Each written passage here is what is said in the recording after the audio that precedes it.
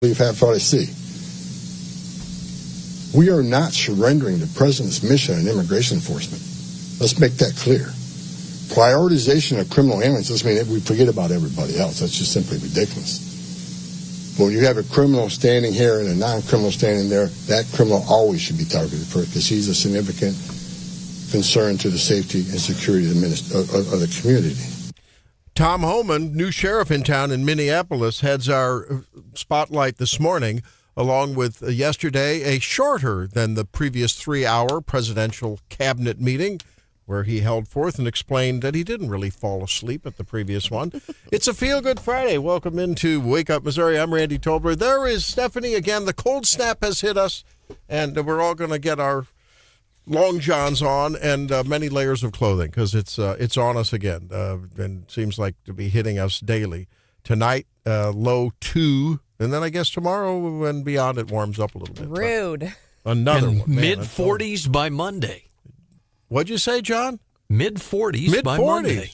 The big melt will be on. And next weekend it's supposed to be, the 10-day forecast you can't really trust, but maybe like 47 on Friday. Next thing you know, Drake will have his shirt off at the softball game. Great. I'll have you know that no matter what the weather is, I will be shirtless at softball games. No matter the weather? Yeah, no matter the weather. Wow. I think it was below freezing for one game last year. Just remember, no shirt, no shoes, no working. Keep your shirt on at work. It is a feel-good Friday, and but we do have some great guests. What you're going to feel so good when you hear John Hemme at 7:08. Why? He and his brothers are the owners of Hemme Brothers Creamery. I don't think they're any relation to the Hemme Construction Company. I've asked them. Oh, I don't know. We'll ask him. But they are doing some regenerative agriculture, which just really, that warms my buns. I love that. That's great stuff. It's a lot of fun, a lot of good biology, and we'll talk with him. But as a result of that, he was invited to a meeting with none other than RFK and some other cabinet members with a pilot project USDA is doing. So anxious to talk to him. That'll be a lot of fun. For any of you who have some couple acres, maybe you got larger acreage, you want to think about a different way, or maybe you're already doing it, you'll find it inspiring and stimulating. It is National Education Choice Week. Susan Pendergrass at 7:35 will talk with us. She's from Show Me, and talk with us about that and, where are the wins, where are the opportunities, where are the buzzer things happening. We know there's a lawsuit going on against the charter school here in Columbia where, Columbia Public Schools has filed a lawsuit, right? And so yes, they'll have to see how that works out, but get a little update from Susan. And then Tom Savage, who's an economist with the American Institute for Economic Research, going to talk to us about the Trump accounts and about a laundry list of accomplishments that Scott Bessent listed yesterday as part of the Trump first year agenda. And overnight, late yesterday afternoon, it was reported, Stephanie, that the Democrats and the Republicans have come up with I guess the Democrats have gotten some commitment from the White House that if they pass the appropriations bills, but they carve out the DHS and just do a short-term funding for a couple of weeks, sort of a short-term continuing resolution as I view it, that they'll come up with a solution with some reforms of DHS, like body cams and take off your masks and, I don't know, another one. So, but doesn't that have to roll back then and get passed by the House? Or Yes, that's what needs to happen. So I think that, are you shocked, just absolutely shocked that the resolution is kicking the can down the road? I'm not shocked. But we're going to feel good because everyday people just have to keep on keeping on. You only have so many, ticks of the second hand, and you can't worry about those fools up in D.C. Well, I'm not talking about Bob Onder and Eric Schmidt and, Mark Alford, but you know what I mean? They just can't seem to understand that we the people are just tired of the shenanigans. We're tired of all the spending. Well, unless you're a Democrat, you want more spending and you want more taxing. But, for most common people, they'd like to just have reasonable government services, reasonable government taxes. Let us do our capitalistic free market thing and forget about it with all of your arguments, right? So that was fun with, listening to President Trump in the White House, in the Oval Office yesterday. Well, actually in the conference room there. Now, he was asked, he was setting the stage for the conference. He's got all of his cabinet members there, and it's become this customary thing where he goes around the horn and everyone talks about what a wonderful thing they've done, and it's all great thanks to you, President Trump, and it all becomes sort of a butt-kissing thing, and it's all good. That's fine. That's what they do. And here we go, and he explains that he did not fall asleep last time. Remember how he was being just impugned for falling asleep? Well, that's not it, says the president. Mm-hmm. He says, no, it's actually... Like your grandpa used to tell me, I was just inspecting the inside of my eyelids. There you go. Yeah, right. I mean, he was trying to say, no, I was just, no, I was just resting things a little bit here. We're not going to go through the whole table because the last time we had a press conference, it lasted for 3 hours. And some people said he closed his eyes. Look, it got pretty boring. I love these people. But there's a lot of people. It was a little bit on the boring side. But I didn't sleep. I just closed them because I wanted to get the hell out of here. Some of them, I didn't sleep, by the way. I don't sleep much. He's right. It did go on a little long. Now, notable was the fact that, John, he did not call on Kristi Noem, who I think's in a little bit of the doghouse right now. Well, she's got her guns loaded for the Twin Cities woke crew, but yeah, how long was the meeting that she had with the president? Went a couple 2 hours. 2 hours, I think, Monday night.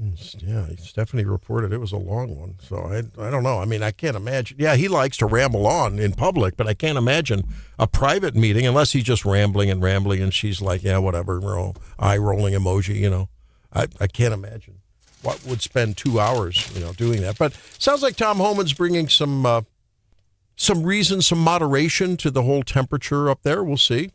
I think that it's true that sometimes in the world of Trump, I think people get into this performative, people in his orbit and around him.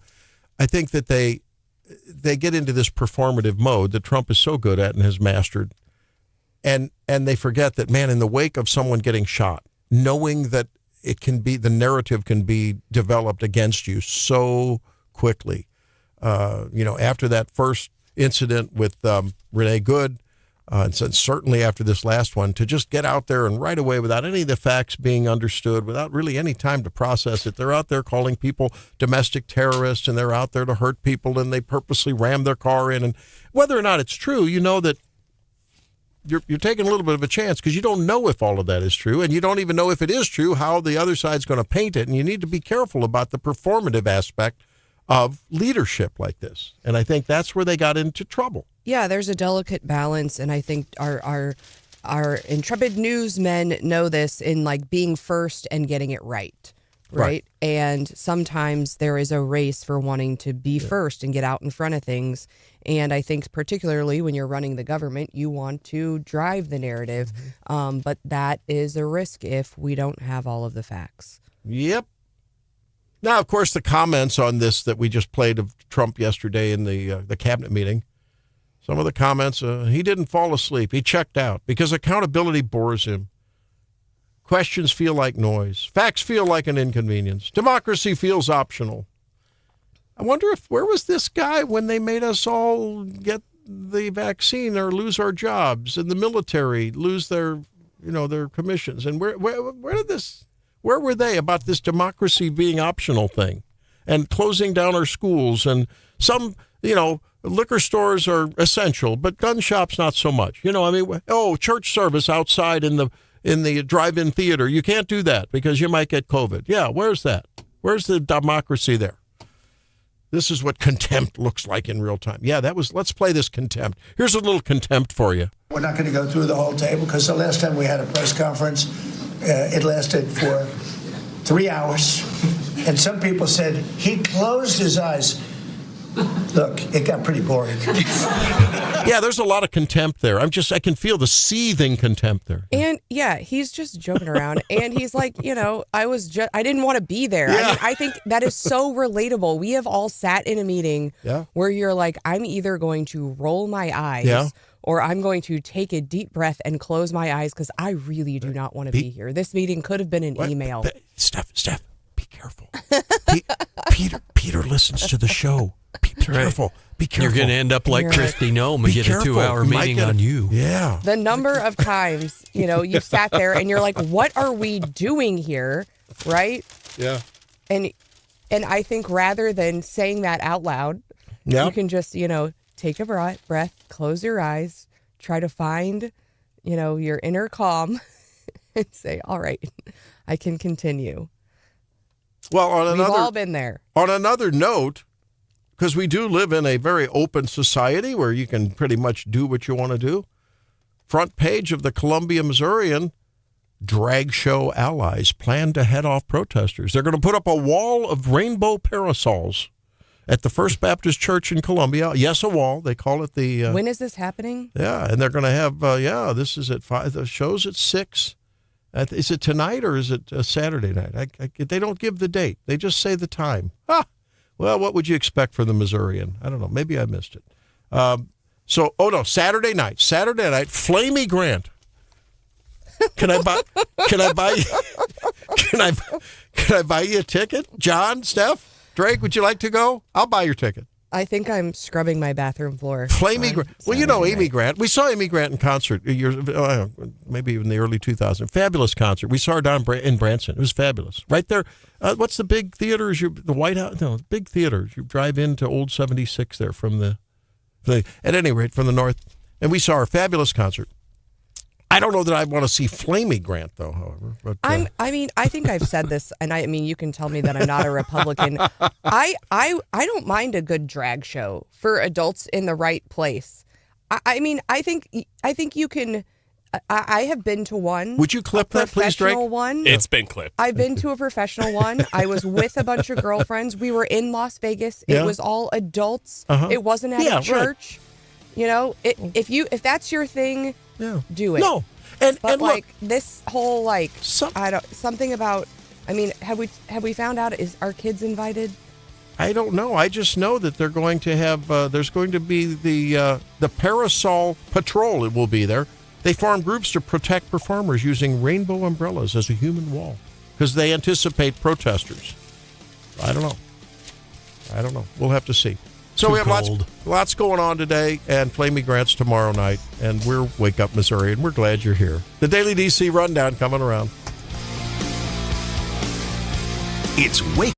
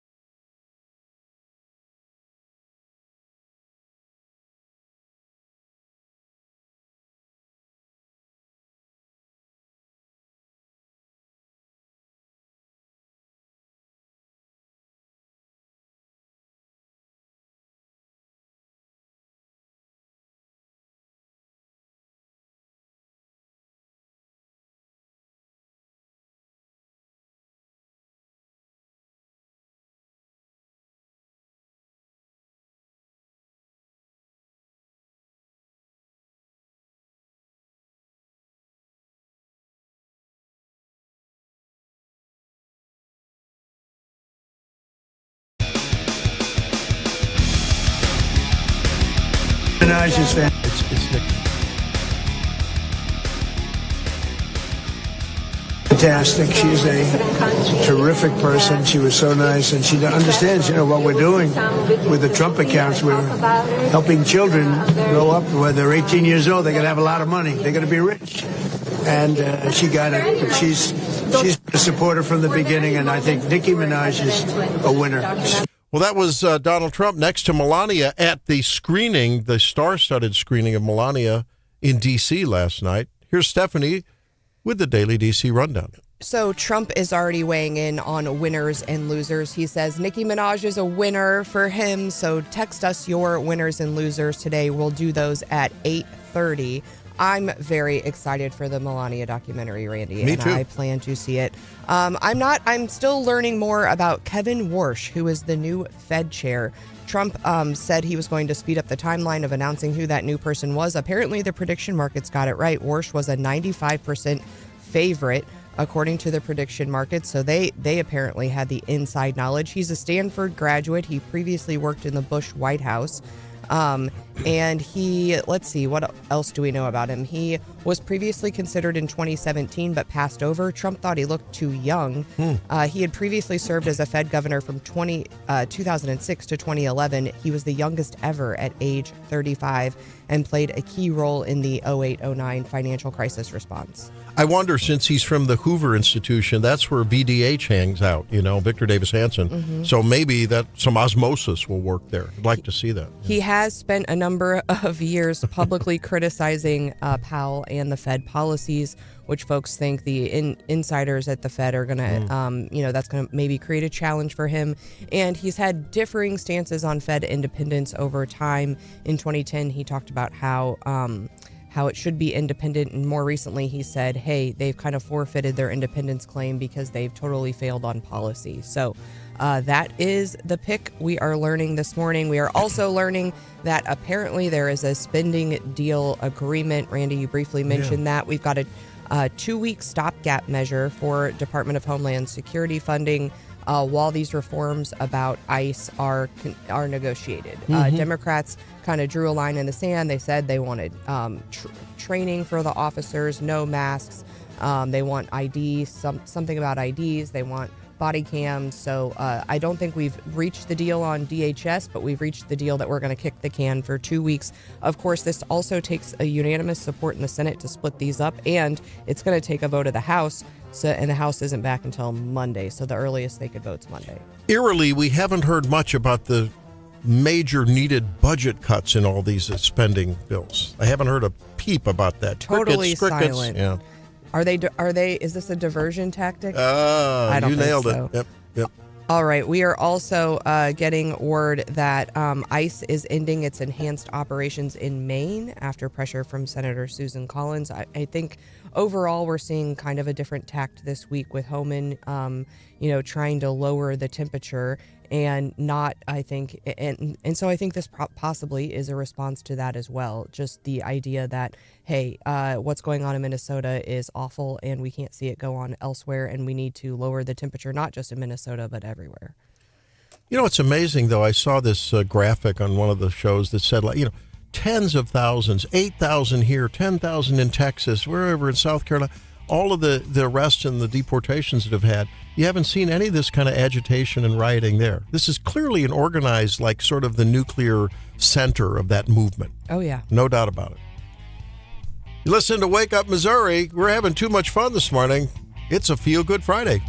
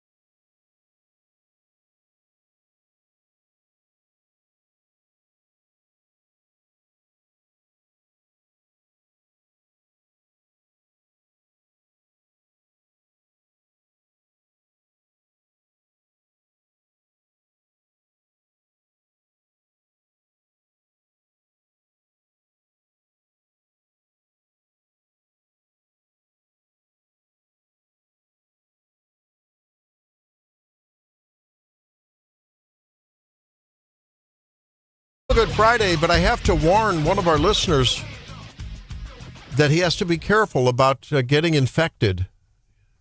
You know, it is the time when infections are going around. Everything's viral. You know that, Stephanie. I don't know. A lot of viruses, there have been a lot of sick people. Influenza, other bugs going around. There was something real nasty right around Christmas, but it wasn't influenza. We're at a high in Missouri for influenza right now. It's still ripping through. So one of our listeners says he's going to be apping into us from Vermont for the next week or so. I said, don't let that liberal virus get you up there. Got to be careful. I hope he takes his zinc and vitamin C to prevent that virus from getting him. Be careful up there. Be careful. Be very, very careful. But that's a good reminder if you go on vacation, but you want to stay connected to home, or you have, you're doing the snowbird thing. Our apps are free. Every station has one. You can get on your app store and download it. It's a good way to stay connected. You can see us on YouTube or on Facebook, and stay in touch. Now, Justin says we were talking about Flamey Grant at the Baptist Church tomorrow. Look at all the free publicity they're getting. Yep. Hey, Randy, you could attend the drag show and go as Randy the Macho Woman Savage. Remember Randy Savage, the guy? I like it. To this day, that is my favorite little kid Halloween costume. Drew went. He was obsessed with wrestling for a hot minute, and we even took him to the Royal Rumble in St. Louis, which is awesome. And one year he had the red leather with like the fringe, yellow fringe. It was epic. Oh yeah. Snap into a Slim Jim. Oh boy. The Macho Man. He was great. We went backstage at when WWF at the time came to Hearns and got to meet The Rock. Oh, my little grade school son at the time got to talk to The Rock about judo because The Rock is apparently quite the judoka. Oh, that's so cool. Yeah, Drew has never really been impressed with anything that I do. And I do get to meet some cool people, and he's not been impressed by the politicians or any of that. But one time I met one of the Bella twins, because apparently she's got her own wine or something, and I got a picture with her, and he thought that was the coolest thing. Yes. Well, to throw a little rain on your Melania parade, What? and mine, our listeners are just, you talk about wise and informed, and knowledgeable. I didn't realize this, but one of our listeners says, I can't support someone who's anti-baby, so I can't support Melania. She apparently is very staunchly pro-abortion. You going to be going to that movie showing now? I don't think I knew that. I didn't know that either. I'm looking at a thing from a piece from October of 2024. She passionately defends abortion rights. Just some headlines. In her book, apparently, she talks about that. So, maybe 5 takeaways from Melania Trump's new book, per the BBC. She says... but I think this is a good point. I think learning about other people who have differing opinions, and even if they have differing opinions than yours, is still beneficial to you. I will tell you, the one and only Jennifer Bukowski recommended that I read Claire McCaskill's book, and few people frost my buns like Claire McCaskill. But she said, you got to read their take on this stuff, and you learn a lot of juicy details in that book. And I did. I bought it, and I think maybe I listened to it on audiobook. But either way, I think it's good. So I wouldn't buy it. I don't think you can only read and watch things with people that you 100% agree with. I'd get it from the library. I wouldn't buy it. There you go. She writes, a woman's fundamental right of individual liberty to her own life grants her the authority to terminate her pregnancy if she wishes. Trump had been asked about that.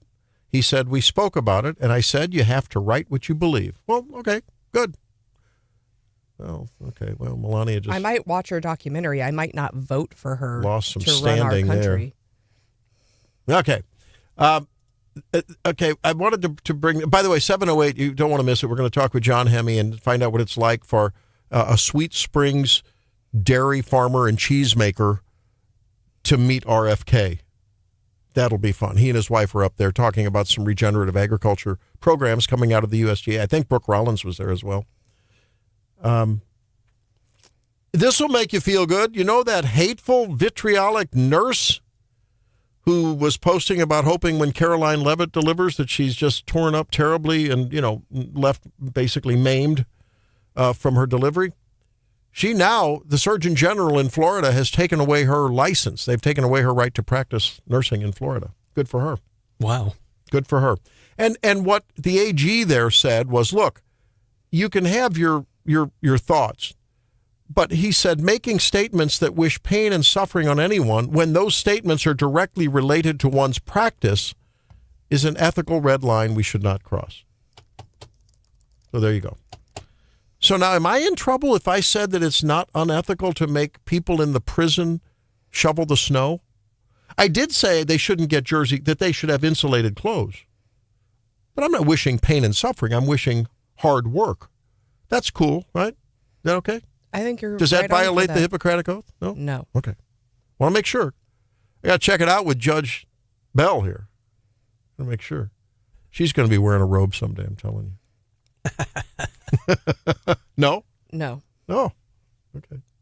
Maybe sitting in a legislative seat someday. Also no. No? No for that too? My goal is to be retired early. Ah. Hey, there's some good news. Here's when you get your tax refund early. The average, and even more news, the average refund last year, according to the AP, was $3,167. This year, it's projected to be a full $1,000 higher, the average. Now, that's, of course, there's medians and averages and, 10th and 90th percentiles. But Woo-hoo! The average. More people loan their money to the government, and the government is giving it to them back. Oh, poopy pants spell there. Yes. Yeah, where's my interest on that year's worth of money? Yeah, right. And Well, also, I'll believe bingo. it when I see it. Yeah, brother, you got that right. I told that story before. My dad and mom, they owned some rental stuff and back in the day, and then they had dad had his band business where he'd contract the orchestra at the Fox and the Muni, and anyway, they had a business. And I guess 1 year, 3 years after the filing, the IRS claims they were they underpaid by $500 or something. It was a trivial amount, right? The penalty kept building up, even though it was 3 years early. Well, look, we'll pay her $500. Why does it turn into $1,200? If you'd have notified me, I'd have paid $550, whatever. I'd have paid you. Oh, Dad. Oh, God, that's part of the reason Dad's in the grave now. Oh, did he go? Oh, he went ballistic. I mean, I wonder where you get it, Randy. Oh, acorn and tree, isn't it? Boy, if you've ever been through that with the IRS, those penalties are shocking. Well, I mean, there's penalties and interest. And my point is, look, if I did something wrong, notify me timely. And the penalties and interest should accrue maybe from when they notify you, right? It's on them. No? I don't know. I think 573-874-9390. Has anyone ever been caught up in something like that? I remember wasn't the end, but in those days, $1,000 is a lot of money 30 years ago. It's like your credit card bill. With a company, you can call and kind of whine, and sometimes they'll be nice. Yeah. I remember I was somewhere and they were like, you'll save all this money if you put it on your store credit card, which I never used. I did. It was like Old Navy or something. And I charged something that was like $19, and I was like, that's fine. I'll pay it when it comes. I think I was in the process of moving. So somehow in the shuffle, I missed this $19 bill. I get it. And the late fee charge was like $40. And it was or $20. Yeah, it was like at least 100% of whatever the price of what I bought was. And I called and I was like, look, I've never been late. I'm never late. And I was like, and plus, you charged me more than the item was even worth. And they said, okay, you get, we'll give you this one-time pass, but you don't really get a one-time pass with the government. How about this one? God love you people in Macon. Love you people. So we have this little farm in Macon, right? And actually, we bought it in some parcels. So there's a parcel on one side of the river that is according to the assessor, it's a different whatever. I don't understand how. I get this call. I hope they're not listening. I get this call a month or so ago, and I just woke up in a cold sweat this morning. That's why I tell the story. I get this call. It said, we missed charging you property tax on that parcel. And you need to bring in the money. I said, well, I'll send it in. No, you need to bring it in. I said, okay, I'll drop by when I'm up there. I'll try to do that. And this was like a month. I keep forgetting. You know why I keep forgetting? Why? It's like $3. This is when people... $3 is my tax assessment. And I'm like, oh, forgive me. Is Megan going to... Oh, we're not going to... Oh, the lights are going to go out at City Hall. $3. Please show up with it all in pennies. Please. They're going to drain the Sheraton River and blame it on Randy. It was right? very nice. It was a nice lady from the collector's office. And it's like, oh, my God, you guys, please. This is where... the cartoons come from. But you're right? complaining, but I've seen this in healthcare. I Oh, remember when I was having, all the babies, and, you get bills from everywhere, and you've paid your copay, and you're paying this, and you're paying this, and then you're making all these doctor's visits, and your insurance mostly pays. I remember they would mail me an invoice for like $1.01. And then there was, back then, I think there was no way to pay online. So I'd have to sit there and write a check for like $1.01 and then mail it in, and then risk the late fees. And I think at some point I said, hey, can I just write you a check for like $250 and we can like stop playing this game and you can just deduct it from my account? And they're like, oh no. Right. Oh no. Next month we're going to send you a bill for $1.04 or whatever. Yeah. I mean, it was ridiculous. And you're like, with the price of stamps, you're not even making any money on this deal. You're so right. Ben is on the line. How you doing, Ben? Welcome into Wake Up Missouri. Hey, doing good. Hey, here's the worst thing about the United States tax system. They tell you, you owe us taxes. You ask them how much, they don't know. Yeah. You have to figure that out on your own. Yeah. And then if you figure it out wrong, you owe them more money. It's terrible. You're exactly right. No, you're right. Yeah, you're right. I think in some countries, is it UK or some places, they send you a bill and they just tell you what you owe. Now, you could argue that maybe that's not so good either. I don't know. Well, the tax code changes every year. You know what else is frosting my buns? I mean, they're still sitting up there in the cubby hole where the things that I want to procrastinate on because it frosts my buns. The property tax assessment declaration. Show us what you... And when we had a horse and, a couple dogs, it's like they want you to declare horses. Yeah, so your livestock. So I went up one time and I said, well, I forgot to declare my horse and I forgot to declare my garden cart, And they're like, well, you should declare those things. I'm like, do people declare those? Well, how big of a tract? Does my John Deere riding lawnmower, do I have to declare that? Would you like to know, do I have to declare my electric razor? I mean, where does it end? Show me the papers. What do you owe? I must know by March 1st or you will pay the penalty. Oh, it's funny. You got to laugh on a Feel Good Friday, right? Oh, man. When we come back, does dry January really make a difference on your health? You only have one more day. And then it's Drinkapalooza. Time to tie one on. We'll be back. It's Wake Up Missouri.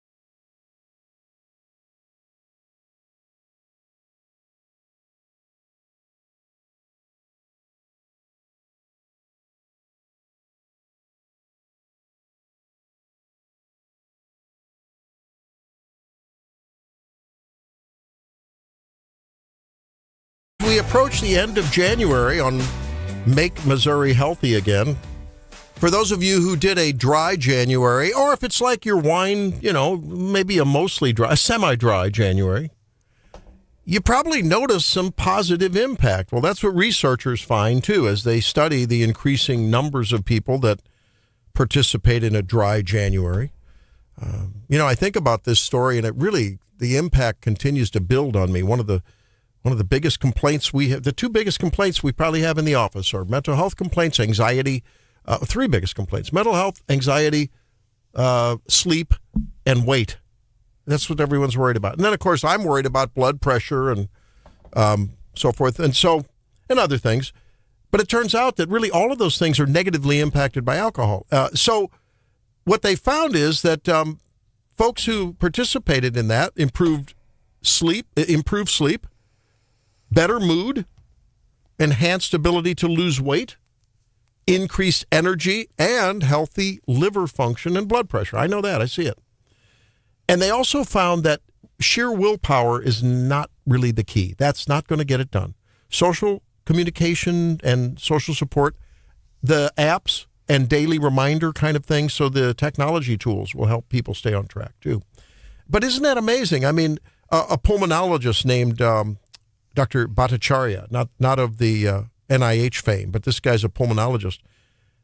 He says it. I mean, we know it. Alcohol's been known to have a negative impact on sleep. While it can make you feel sleepy, this is true. Think about your own experience. While it can make you feel sleepy and get to sleep, it actually disrupts good sleep over the time. So you may be able to establish sleep, but in terms of maintaining it, it really gets in the way of that. Yeah, so, I think anyone who wears like an Oura Ring or an Apple Watch knows that to be true. And the iPhone recently started giving you like a sleep score. Yeah. I think for a lot of people, there, I do a lot of reading, and this one lady talked about, it's Gretchen Rubin. If you've never read her work, she's very good, but she talks about how you have different personality types, and some people are abstainers and some people are moderators. Like some people can eat one square on the Hershey chocolate bar, and other people, they just can't have the Hershey bar whatsoever. And so I think for people, like, rather than saying like, I'm going to moderate, I'm going to have 2 glasses of wine, for a lot of people, just saying I'm doing dry January is an easier choice, right? All or nothing. Yeah. Yeah. So, well, you think about Donald Trump. I mean, he had a brother. Didn't he have a brother that was alcoholic, really had a lot of problems from it, right? And he continually says, look, and he said it recently, he says, look, I know myself. I have an addictive personality. I just know better than to ever touch the stuff, right? Yeah. And you guys kid me about, like, I smell marijuana. I know it when I smell it. I've never tried it, and I won't, because I tend to be just an immersion, all in kind of person, and I know that that's probably what might happen. So Nerd. Yeah, I follow several influencers who've done dry January, and some of them, I mean, I might dispute. I mean, this is all anecdotal, but like the weight loss thing. And I did a dry January once, and I didn't lose any weight. And they said, now I'm not out with my friends, so I'm snacking more in the evenings at home because I'm bored. But they do say like the inflammation in your face. Your skin oftentimes will clear up. You're more clear-headed. The sleep is better. All of those, I think, and from anecdotal reports of this dry January, I'm seeing a lot of people say, it really does work. If you're struggling losing weight, just go abstinent for a couple of weeks and change nothing else. You won't believe the change. The scale will change. I guarantee it. Scale will change. Steph says no. Okay, we'll see. We're going to have the Great American Weigh-In starting at 7:08. And we'll do, no. Excuse you. When we come back, a great heartwarming story of a Sweet Springs dairy and cheese farmer goes to Washington, D.C. Stay tuned for that.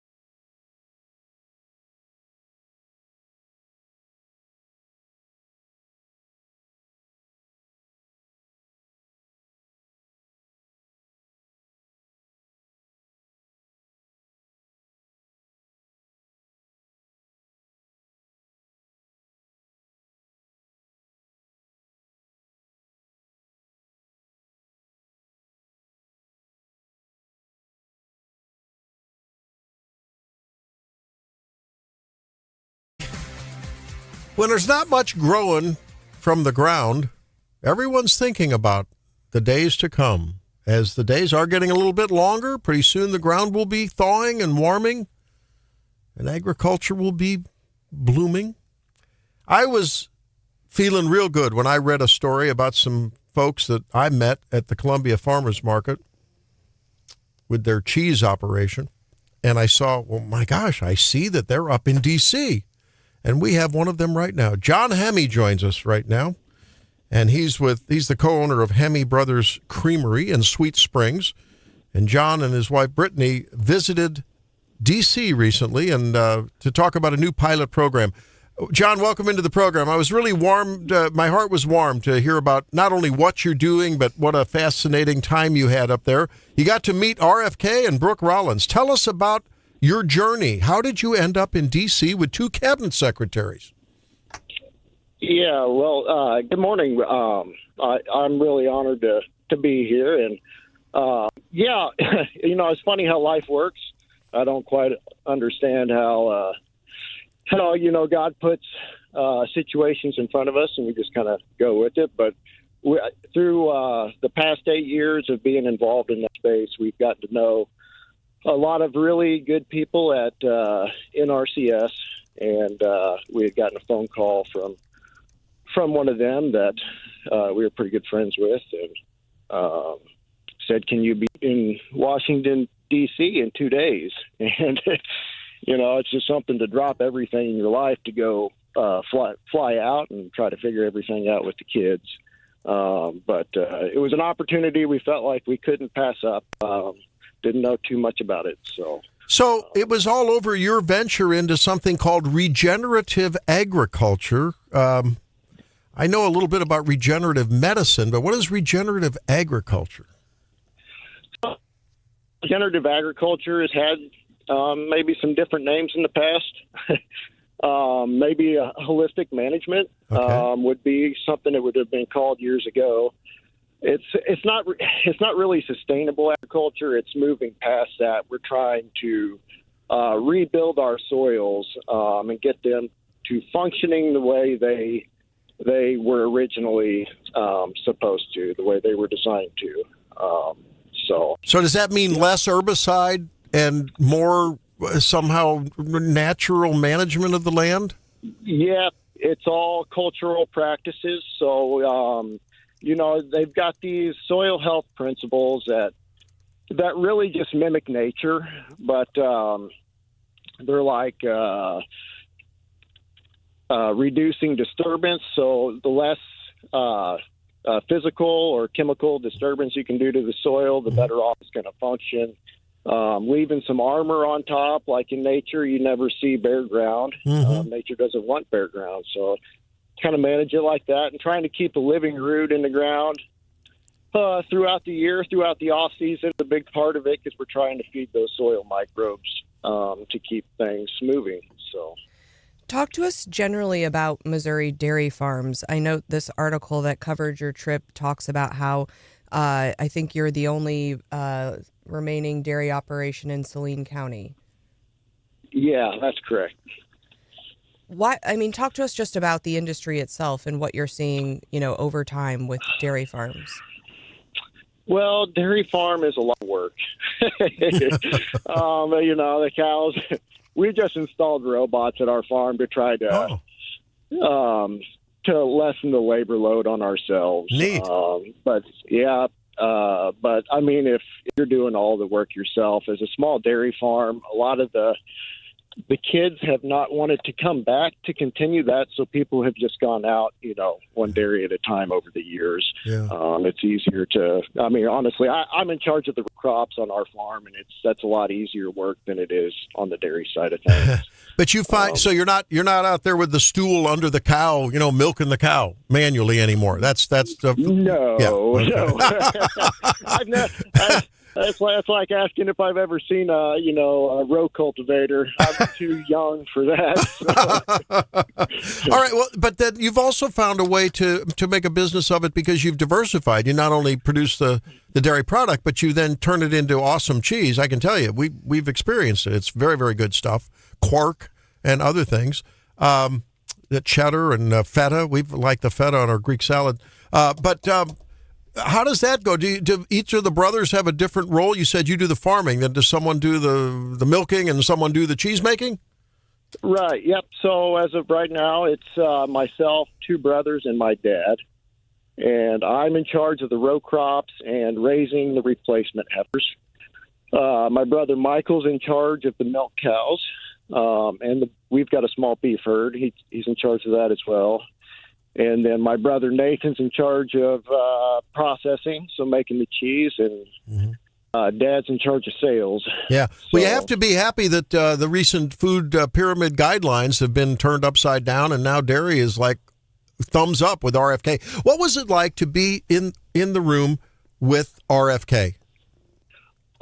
It was really intimidating. So we didn't even know that we were going to be meeting them until we were already out there. And it was like they had found an extra hour in both the secretary's schedule, it seemed like.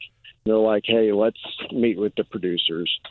And so, it was, he's very engaging. He asked really good questions. I think I was intimidated because he never shows any emotion on his face. Yeah, like you don't know what he's thinking. So, Yeah. Well, did Brittany admit to you, like my wife has admitted to me, that his deep blue eyes are quite captivating? I'm just saying. I'm just asking. I would say they're piercing. All right. Well, this is fascinating. And look, the program that we're talking about is regenerative agriculture. We're talking with John Hemme. He's the co-owner of Hemme Brothers Creamery here on Wake Up, Missouri. John, talk to us about the Trump administration's ag policies as they affect dairy farmers. I know he just put out this, what was it, the Whole Milk for Healthy Kids Act or something. Talk about that and maybe how the tariffs could play in. Yeah. So getting whole milk back into schools is a big deal. I don't know why we've been pulling all of the goodies out of our milk and shipping it to our children in schools. It makes no sense. And I wouldn't see why they would want to become a consumer of milk if that's what we're sending them as kids. So we're very happy about that. And I think it's going to take some time for the effects of that to show up in market demand. But as far as tariffs, that's above my head on the dairy part of things. I don't know. So well, look, and I did want folks out there who were maybe thinking about, they know about this. I'm sure farmers know about this and about some of the nuts and bolts. Some maybe. When we spoke briefly the other day, I recall hearing about this in the past, and some of the reason that people don't make the switch from what they're doing now to this other form is it's a process, and there's some input needed and maybe some revenue loss in the meantime. And so is this program designed to help sort of bridge that gap if people make a transition? It is. It's all about how much risk, where you at in your life do you have, how much risk are you willing to take? It's how the more risk you're willing to take, the faster you can move your soils forward. Yeah. But not everybody's willing to do that, and I don't blame them. Right. It takes about 5 years before you start really seeing a positive trend in your yields because you have built some resilience in your soil. Mm-hmm. And so if it's 5 years of kind of walking on eggshells if you're trying, it can be tough. It's not easy. It's harder to manage. And you kind of need to move into it. That's why I told RFK, that was my input, was guys need to move into this slowly and safely so that they don't have a negative experience because they won't want to do it again. So now I do have to ask you, this is a conservative, traditional, type program that we do here. Yeah. I have to ask you, regenerative ag and all, it feels pretty good, John. It all feels a little, all this kind of language. Did you have to bring a rainbow colored shirt into the meeting, or was it not that case? Just kidding.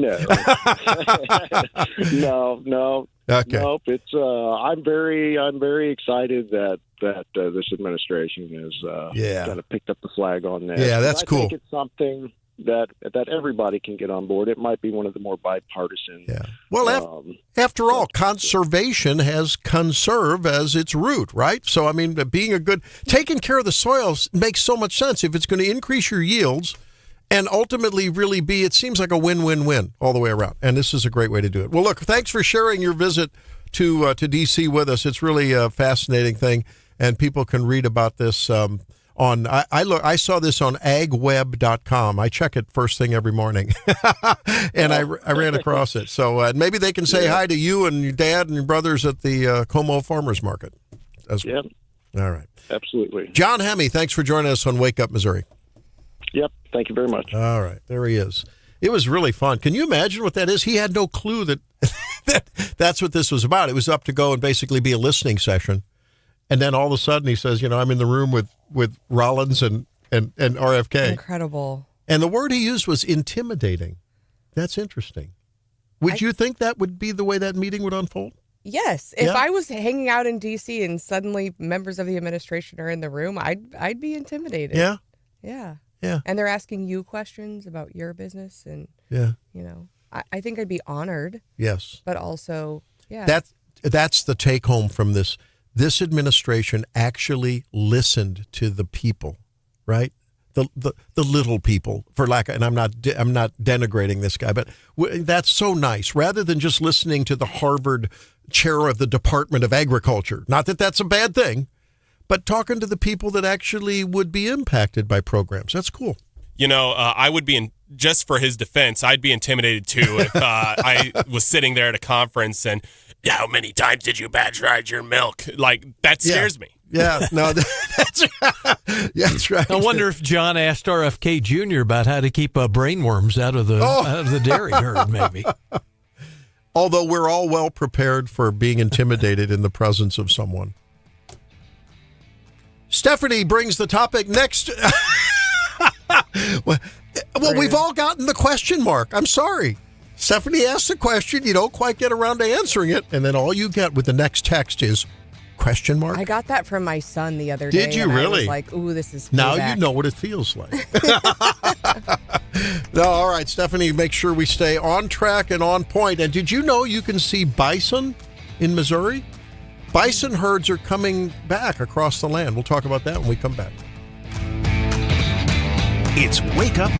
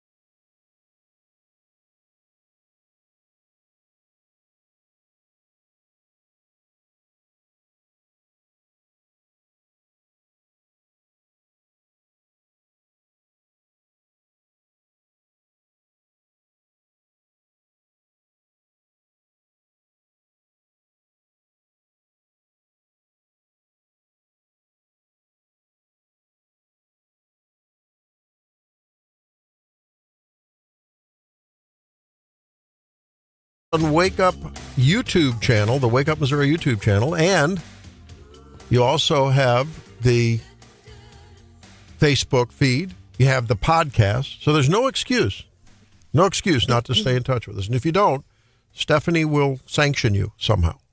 How will you do that, Stephanie? I don't know. So I saw this interesting story. Is anyone else in this America 250th feeling patriotic, nostalgic, going back to your days studying American history and, on the plains where the buffalo roam and, just getting sort of thinking about our history? Well, all the buffalo disappeared, the bison.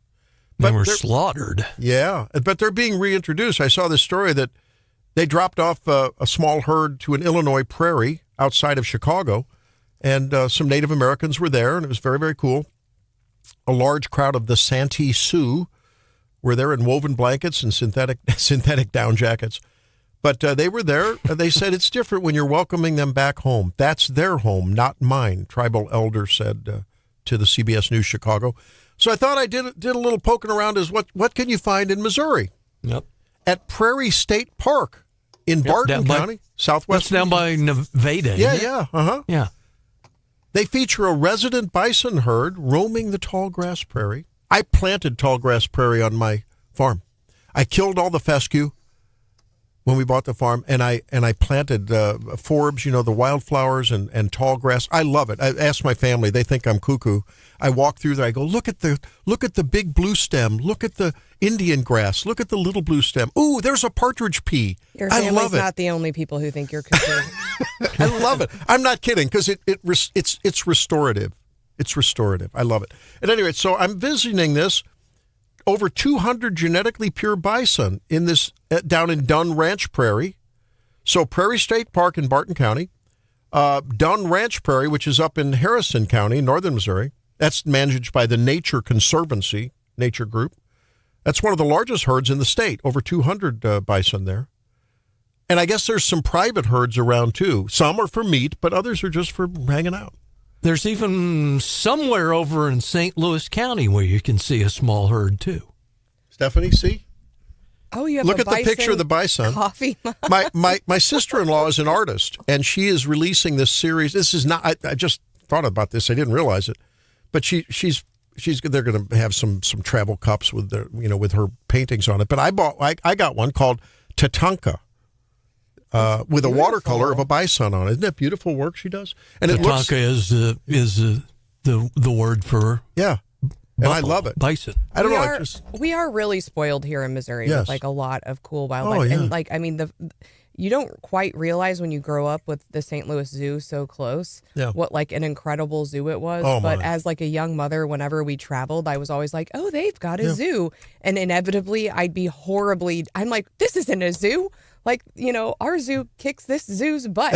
And right. I'm like, what did I pay for? You go to all the other zoos and they just, they pale. I mean, we really do have a lot to see here. And you talk to the conservationists. Two of my best friends in the world are conservation wildlife biologists, and we hunt together and hang out. And they often remark that the geology and some of the various flora and fauna that we have in Missouri, if you go from southern Missouri to northern, we have actually some preserved features of biology and geology together that you don't find. Caves and I mean, it's water just very, very cool. Yeah, we're lucky. Yeah, very, very nice. So if you want to see bison, you can go to that Prairie State Park or up to Dunn Ranch Prairie. I don't know. We had some for dinner the other night. Did you? Yeah, we did. Wow. Did it beef you up? No, it kind of buffaloed the competition. Just local news is the most important stuff to me, even though it's kind of bad stuff going on around me, but it's the most relevant.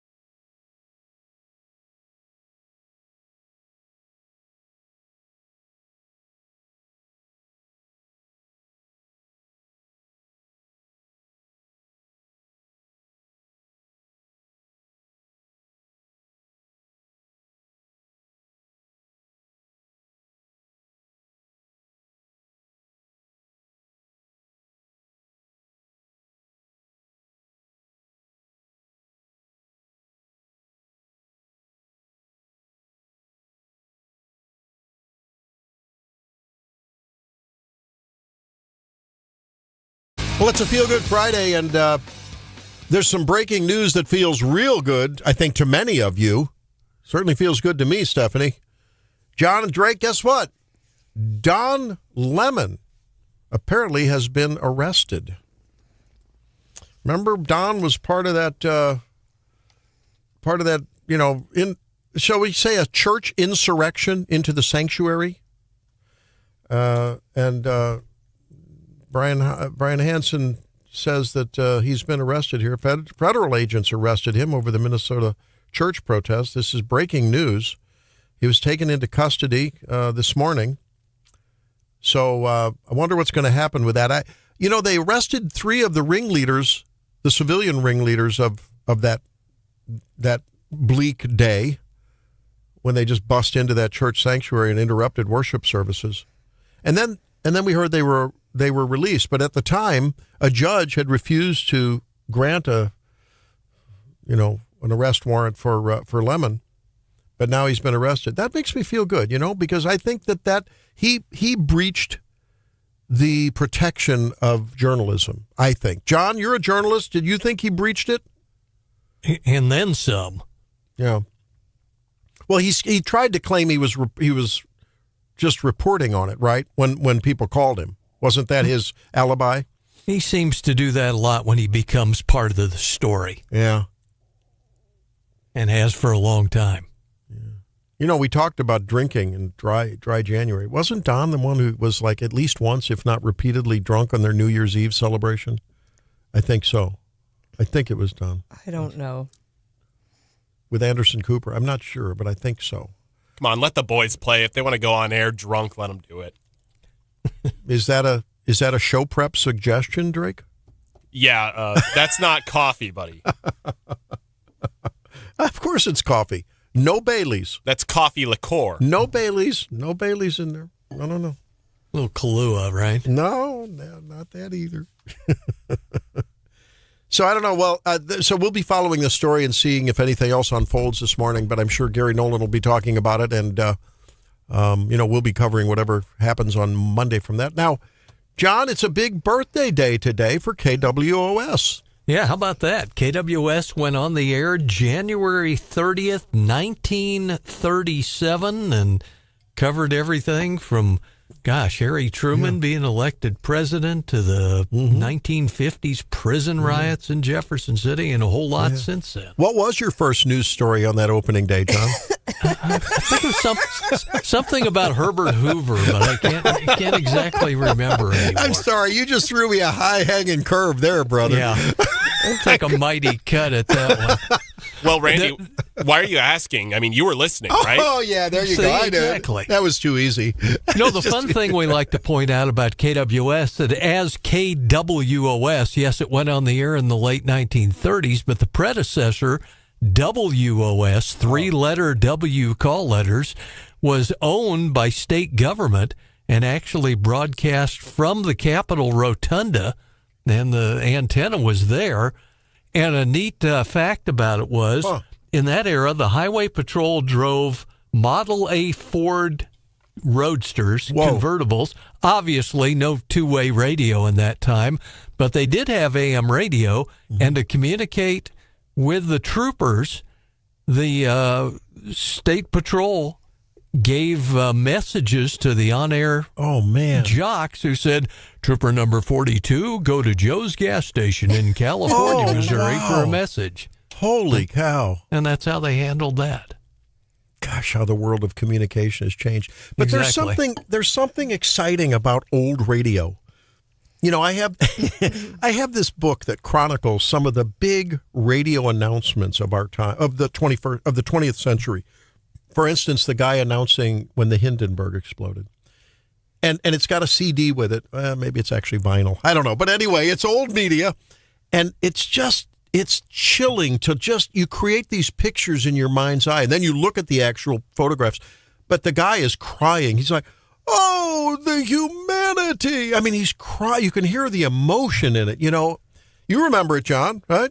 I mean, obviously you don't remember the incident, but you remember hearing it. Radio people that love radio, they know these. And you just don't, somehow the visual world that we've changed to, it's just not the same. because it's all out there in front of you. I like creating the picture, the word picture in your mind and receiving it. And the emotion is just totally different. Like oftentimes if I'm watching a game, I like to turn the radio play-by-play on because I feel like it's much better. John, I'm on the KWOS website, and this is really cool. If you haven't seen this, it's a picture of Harry Truman at the train stop with an old radio mic that has a flag on it that says KWOS. Yeah. That's super cool. It says KWOS FM, which didn't last very many years. Let me tell my favorite KWOS story. Back in the day, legendary news voice guy with the big ballsy voice. People might remember Don Roberts from back in the day. Don Roberts, this is when they were based in downtown Jefferson City, right next door to the newspaper, newspaper and the TV station, and they'd all been owned together until that was broken up. Don Roberts was watching a delaying attempt in the state Senate and told his junior news guy, if this breaks, I don't care if I'm in the middle of a newscast, jump in and we'll break into programming. Sure enough, he's in the middle of his newscast. The junior news guy comes running in, and Don Roberts told the story and said, what's up, Dave? What can you tell us about the Capitol? And he said, well, we have it into us, Don, that Senator Johnson has had his filibuster cut off in the Senate. Oh. And Don said they both looked at each other, burst out laughing, couldn't even finish the newscast. That's great. Danny's texting in and says, I've been listening since 1976 when we moved here. I want to know, how long have you been listening? Let us know. And Randy recounted one of the great radio moments that is like stuck in his mind. Is there a moment for you that's stuck in your mind that you first heard on the radio? Yeah, that's a good question. I think that those moments, and I'm sure, Drake, you probably have sports moments, right? I don't know anyone that's more immersive in sports. Maybe you and Andy Humphrey, right? And, Hauswirth too. Are there sports calls that just pop out in your mind? I mean, for me, it's got to be the kick six, and I want to say it was 2011, 2013. Auburn returns a kick to win the game. Against Alabama. It was a crazy thing. Yeah. And every time we play at, John, you're going to hate me, Jordan Hare Stadium, it's like haunted and all that. And that's one of the first big plays that the one that comes to mind for me, 1985, Ozzie Smith's big hit, and Jack Buck on the Cardinal broadcast. Go crazy, folks. Go crazy. Yeah. And how about Harry Carey? Holy cow! Right? Remember Harry Carey? I mean, you just remember these things, and it's great. So now here's another inside radio thing. You'll have to indulge me here, Stephanie, Drake, and John. You and I will have to indulge on this. Isn't that what we do every morning? So I've listened to talk radio forever and ever and ever, and I've always marveled at. Okay, just pronounce the call letters for the Jefferson City station here. KWOS. Drake. KWOS. Yeah. I love the way old-time radio announcers and the proper way, KWW. They make sure and really get the double. KWOS. W. Yeah. Because most of us say W, right? Right. KWOS, right? And you just remember these things. The big radio guys, they always make sure and really get that la out there. Anyway. There we go. Cool history on your Feel Good Friday. All right. Happy birthday. Happy birthday. KWOS. 90 years next year. I know. I'm thinking it's just 11 years till 100. What are we going to? We have to have a big party. Yeah. Is everyone, speaking of parties, are you getting jazzed about 250th? I'm beginning to, those juices are beginning to simmer a little bit, right? I'm getting that jazz. Yeah? I mean, it doesn't take a lot for me to want to dress up in like America garb and have a party and have a cold beer. What would your America garb be? Oh, I have a whole closet full of it. She has the complete Lady of Liberty outfit with the torch. The number of American flag, red, white, and blue shirts and tchotchkes and beads and all I love 4th of July. It's like one of my favorite things. So the fact that like we're going to have a lot of America parties this year, I'm super excited. Let's go. No, you're right. Isn't it funny how when you think about all of the great things that this American experiment has brought, not only to Americans, but to the world. And yeah, I mean, for sure. And the blessings this country has geographically and everything, just the way our governance is. And then I think that's sometimes where frustration, for me at least, and I think many of our listeners, turns into anger. It's like, why? Let's not mess it up. It's so beautiful. Please don't mess it up. Let's restore it. Hey, here's an idea. Let's make America great again. You know the other thing that I'm super jazzed about, and I know people have differing opinions about the Olympics. Yeah. There is just nothing better than rooting for Team USA. Mm-hmm. I'm super pumped. It starts we're like a week out, a week and a half. Is that true? Yeah. Yeah, it's coming up really fast. And it's upon us. I mean, I love the Summer Olympics, but like the ice skating and you get to like know the people and the bobsledding and all the things, skiing. I'm super excited. Oh, did you? And you'll find me in front of the TV in my Lady Liberty outfit rooting for Team USA. Did you see, I heard at the top of the hour news that Lindsey Vonn, who won gold in 2012, I think? Well, she won in 8, 10, and 12. Anyway, she was in retirement. She's a downhill skier, Yeah. And she was in retirement for years, was coming out. Apparently, she had an injury the other day, a bad knee injury. So isn't that what took her out initially? Didn't she have a bad knee injury in one of the... Yeah, she may not be. I love it when those people have been warehoused, you come back out. I love that. Poke that right in Drake's eyes. Those old people have success. Yeah, people come back with multiple Olympics, 3 and 4 and all that. Yeah. Wow. I don't know whether I'm ready for another Schwarzenegger movie or not. I mean, that's that's a comeback I don't know if we want to see based on the beach scene we saw a couple years ago. Yeah. Craig said his most memorable radio moment was the announcement of Elvis's passing when he was a very young child. He says he just remembers his mom crying like crazy. Yeah. Wow. Ooh, isn't that something? I remember it being in the band business when that happened. Man, that just rocked everyone. Just rocked our world. All right, we'll come back with John, who will regale us with what's in your fridge. This mom might want to do a double take. Whatever it is, I'll take a bite of it. We'll be back. It's Wake Up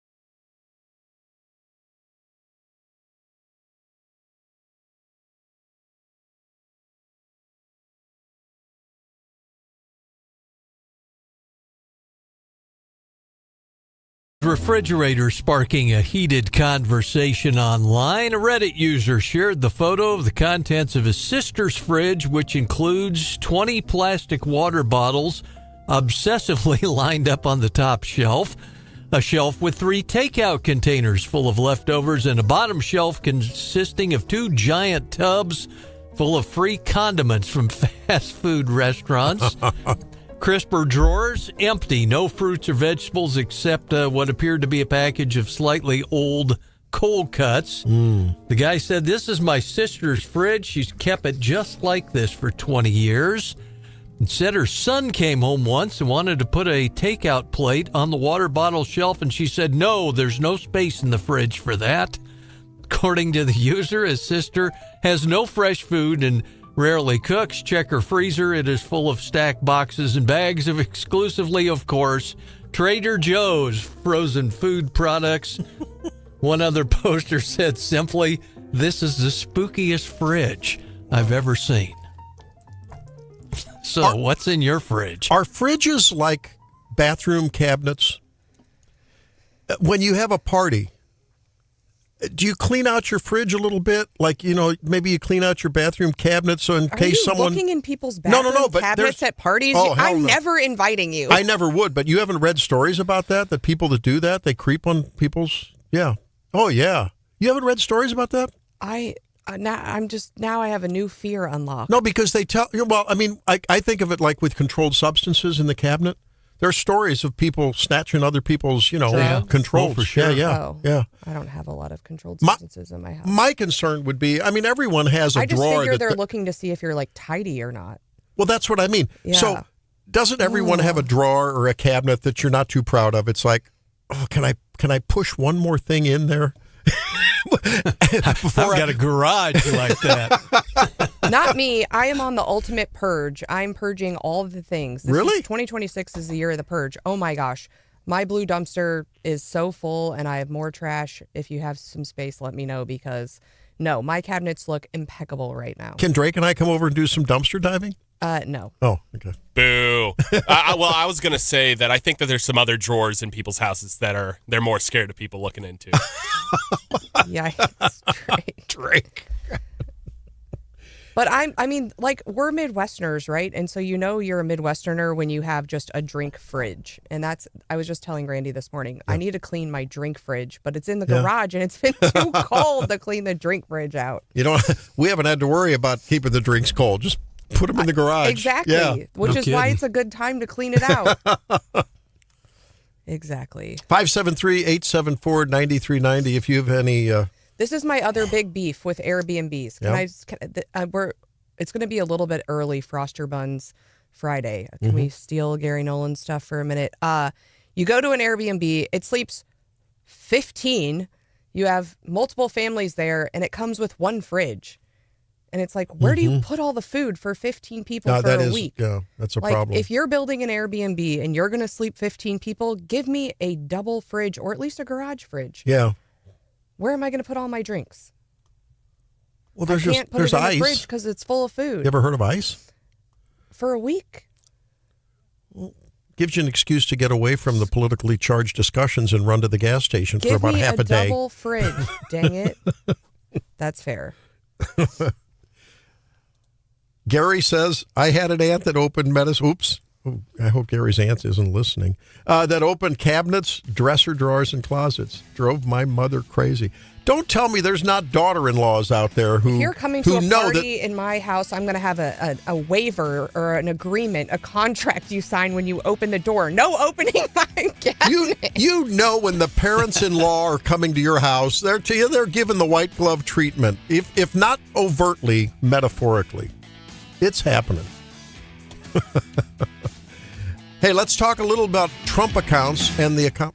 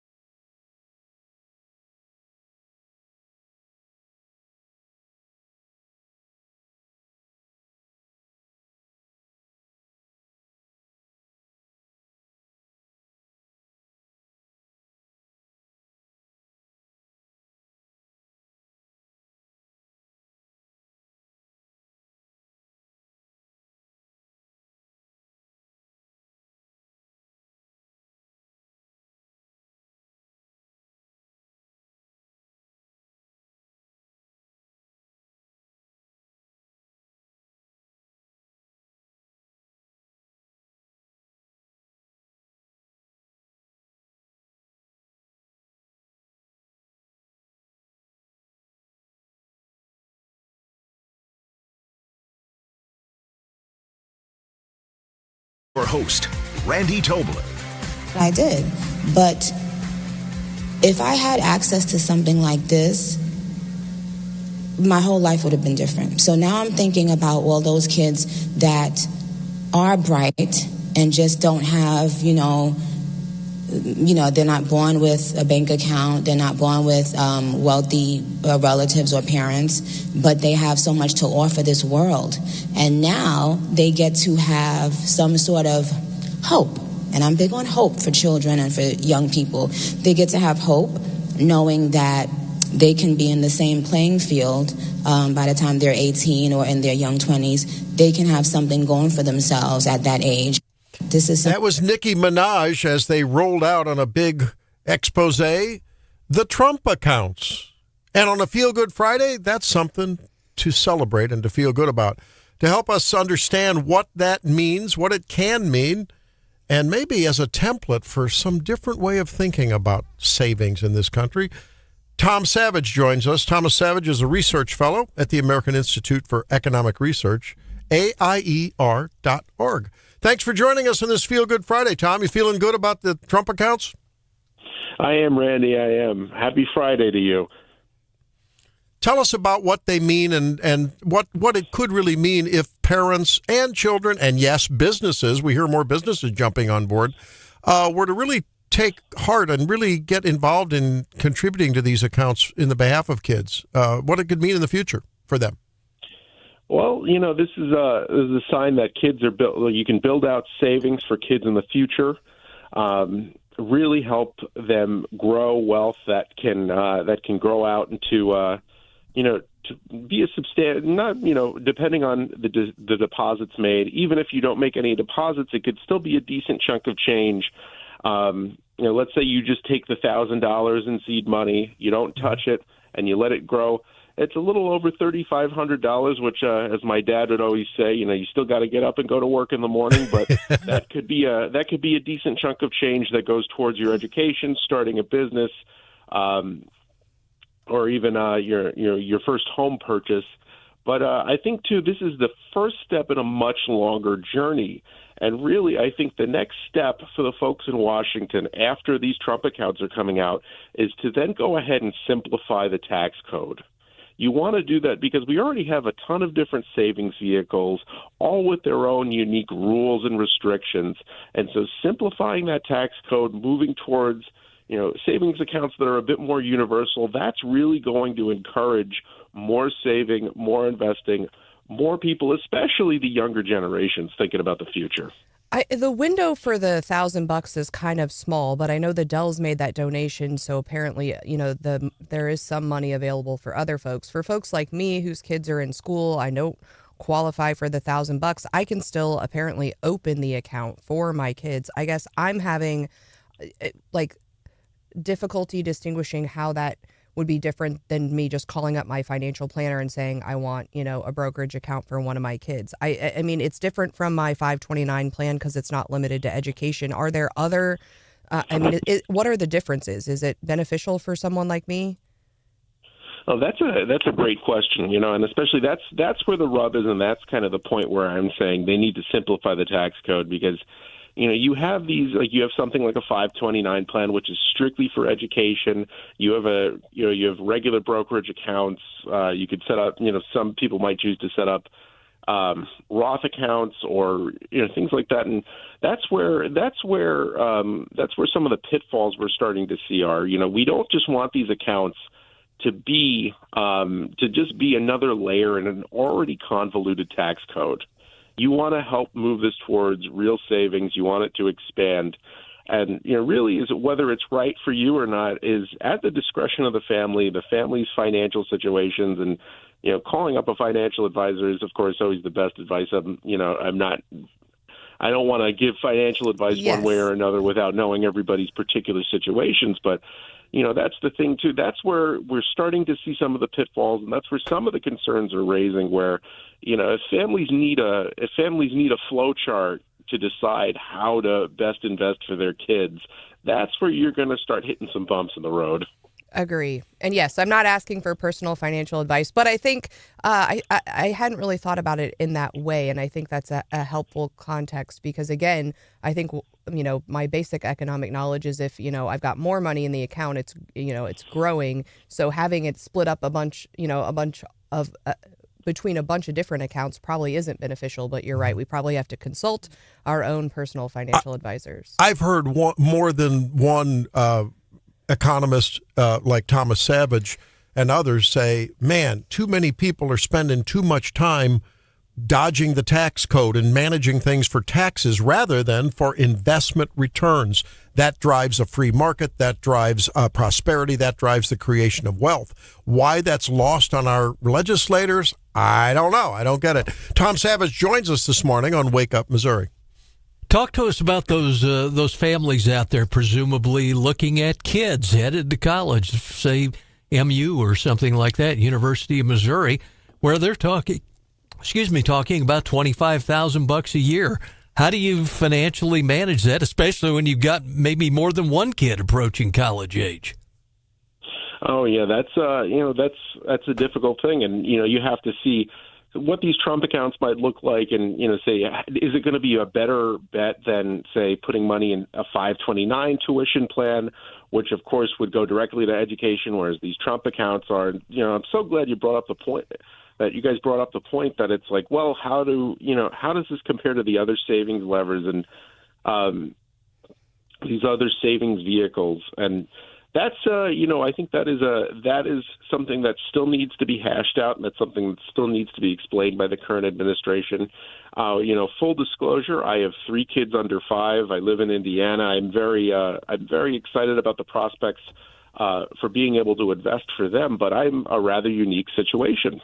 And I think we have to, when you're making these kind of plans, when you're fleshing out these kind of accounts, wanting to create opportunity for all Americans, you need to look, as you said, you don't want people stuck trying to figure out tax compliance. You want to simplify the tax code so they could focus on investing and saving. Well, we also have a population crisis. I mean, if I still had 3 kids under 5, I'd be thinking about having a couple more to qualify because you got till 2028? Yep. Though, one of the big threats to, I think, what is a fabulous movement that this is an example of, which is letting people keep their money, reduce the tax steal from their money, letting them then determine the most valuable good or service, is sort of that basic, first principle thing. Trump talked about it with letting people keep their health care dollar rather than the government telling you what insurance and, we're going to pay the insurer on your behalf. You choose it. Isn't that one of the biggest inflation fighters on the one hand, and on the other hand, innovation inspirers on the other hand? Yeah, I think that's right. And, I think I want to hammer the point home there that this is, it's like you have to see this as the first step on a much longer journey of reform. The Trump accounts are not going to cure everything, but it can show us what's possible. I think, too, we could also take some lessons from other countries that have tried this, particularly the United Kingdom, where, they saw some complications. Of course, they have a different tax system than us, and they offer different savings vehicles options. So you might get some differences in results there. But, seeing that there was a lot of trouble with people, especially low-income people, accessing those child savings accounts, you have to be wary of that. And so you want to make this as accessible as possible. And then again, too, I can't hammer it enough. Simplicity, simplicity, simplicity when it comes to the tax code. Here's a little bit of what we have. Here's a little bit of what Scott Bessent said yesterday in the cabinet meeting. Biggest decline since 2014. Generational gains in productivity, soaring productivity. We're going to lift workers' pay, record high prices, record high profits, and stock prices are soaring. You got a manufacturing renaissance, and all the key inflation metrics are trending lower. Over the past 3 months, the consumer price index is just 2.1, and core prices are even lower at 1.6. And it went on for about a minute and a half, Tom. Is that, do a little fact check, is that hyperbole, or is it really that good right now in the American economy? Well, I think there are a lot of people. There's a lot of concern out there, and I think it's coming from a number of different places. A lot of the contention over at the Federal Reserve, which, let's be real here, even though it's in the spotlight right now, the Fed has been politicized for a very, very long time over administrations of both parties. And it being in the spotlight now is a call for saying, hey, they need to be constrained by a rule. They can't just have the discretion that they've always had, because that encourages mission creep. And then on the same time, at the same side too, you also have to think about the effects of not just the tariffs, but specifically the tariffs that have been threatened but not enacted. Of course, you have a tariff in place. I'm not crazy about tariffs, but if you have a tariff in place, that at least gets priced in. When you have a threat hanging over your head, you see what we've seen in many sectors of the economy, particularly the private sector over the past year, where people really aren't hiring, but they're not also firing. They're kind of standing still waiting as if they have an axe over their head. You could price in something solid, but you really can't price in uncertainty. Yep. Paralysis with uncertainty. We've seen it before. We'll see it again. In the last half a minute we have here, Kevin Warsh will be the new Fed chair if Trump has his way. Good call, bad call? I'm optimistic, but at the end of the day, as I said, the Fed needs some rule changes. Yeah. Swapping people in and out here and there will not change the nature of the institution. It needs to be constrained by a rule that says, hey, you guys are just in charge of managing the money supply. Don't look at things like ESG or climate change or income inequality, which, however the folks in Radio Land feel about those issues, the Fed has no business doing it. Yeah, well, it was a feel-good Friday till you mentioned that on Wake Up Missouri. No, sorry about that. No, I'm kidding you. We come from we slice to the right down the first fairway. We're just sliced to the right here. Thomas Savage joins us from the American Institute for Economic Research. A great article that you wrote called "Saving the Family Should Start with Sound Money." That's on the AIER.org website. AIER.org. Thanks very much, Tom. Stay warm and have a great weekend. Thanks for being with us. Thanks, you too. All right, there he is. When we come back, the morning bell. Let's see how those markets are acting. It's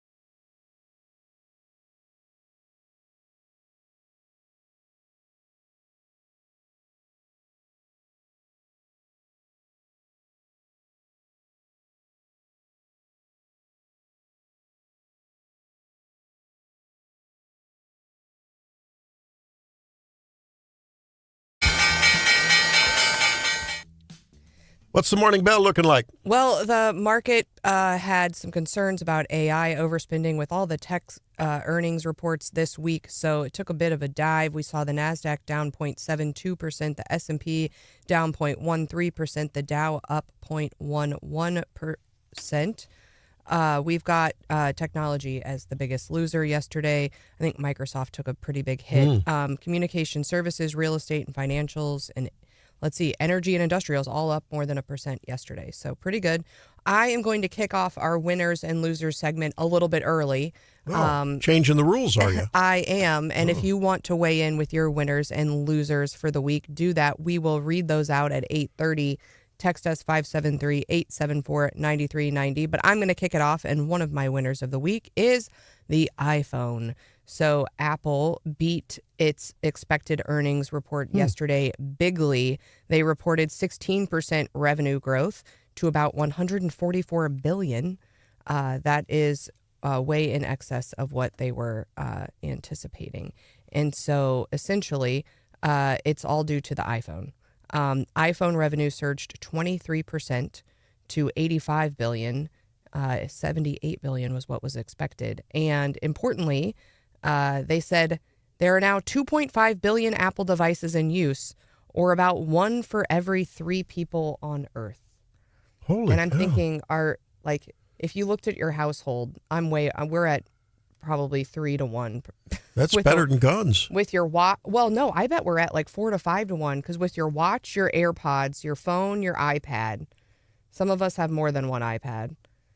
I mean, I used my AirTag for keys for the first time this morning. I forgot about AirTags. For the first time this morning. I'm probably at I have a lot of AirTags. Couldn't find my keys, and I had left them in a weird place coming in yesterday. You know, the cold weather gets you weird.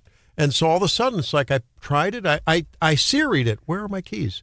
And I heard this little ding, ding, ding, ding. Oh, there that's they so were. helpful. It was so cool. I wish they could. I wish it was smaller.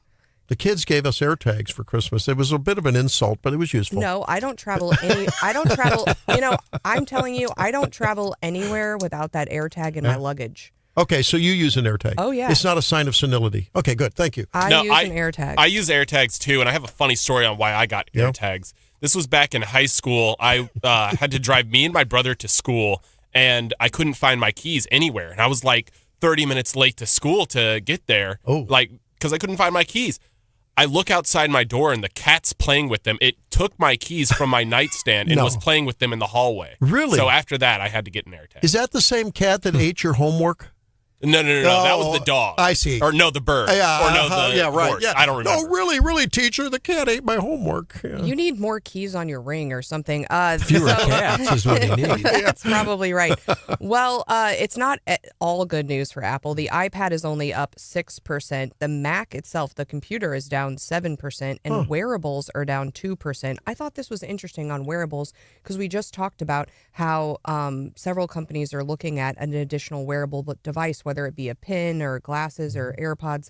So it's interesting that for Apple, their wearables are down. The watch, I guess, and that is one thing that investors said was, they do have some concerns going forward because there's more competition in the smartphone market and amongst wearables. Yeah. I mean, you've talked about the Oura Ring, so I think some people are choosing a different wearable as opposed to the traditional. I have Apple a theory watch. why the Mac is slumping. Why? I love my Mac. But I think if there's only one Mac, I think, where you can actually use touchscreen. But I miss the touchscreen technology. You can do that on a lot of other computers. I have a Lenovo right here. It has a touchscreen. Nice. I never use it. I love touchscreen. Never use it. Well, you know what? Also, I never use the stupid red the mouse red, thing in the middle. Lenovo. Like, how would you get any work done? Well, we're going to get some winner and loser work done when we come back.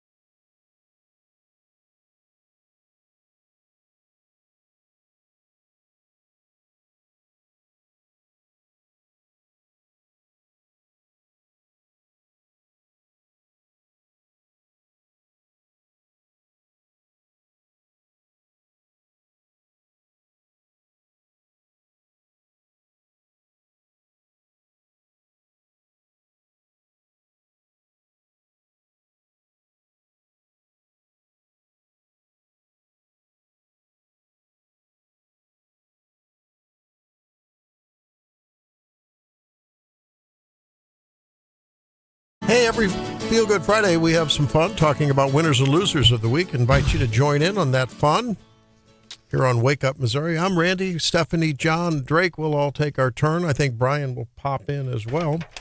Brian Hauswirth. Let's start with Drake. Drake, what do you have?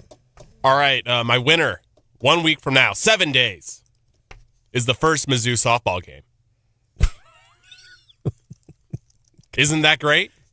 You're going to be de-shirted at the game, no matter the temp. No matter the temperature. I'll take some pictures to show you guys. There will be spare us. There will be a little bit of a warm up next weekend. So thank God. I'd say it's a bit of a cop out, but it's okay. My other winner is the Blues. Yeah, they actually won a game. Oh wow, that's newsworthy. I swear.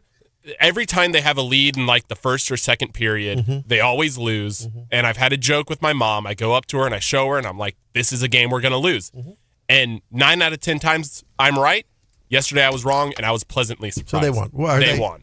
Are they underwater on their record? Yeah, they're it's not great. Sadly. Huh? Yeah, sadly. Wow. And then my loser is Brian Hansen. No, the producer of the Gary Nolan show. No, wait a minute. No circular firing squad here at the Eagle. No, there's circle. No. He is the devil for what he did this morning.